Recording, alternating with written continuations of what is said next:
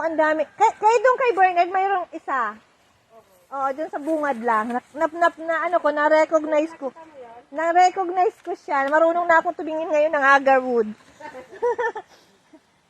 Oh, ito, agarwood din ito. Ang dami ditong puno, oh. Ayan, oh. Ito ang lapnisan, oh, agarwood. Oh, tingnan mo. Ayan o, sa likodan mo pa. Oo po, marunong na nga ako magtingin. Kaya doon nga. Ayan. Ayan, oh, mga seedlings lang ito galing dyan sa mother tree. Pag nagbunga yan, dapat may yung net. Oo, para yung Pag naglaglagan. bakal Polybag na maliliit. Tapos iraray-ray yun. Oo. Kasi namulot kami dito, naibinta namin ng 20 lang. Ang ganyang kataas. Oh, 20 pesos na ang seedlings.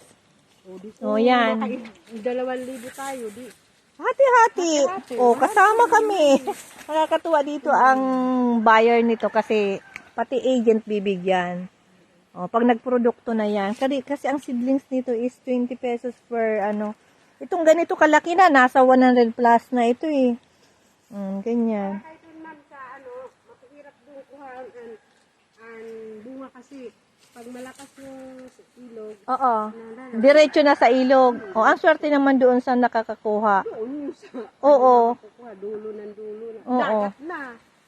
Kaya maganda yung palutang-lutang. Doon ka mangunguha sa dag. Hindi nakakakuha ng seedling.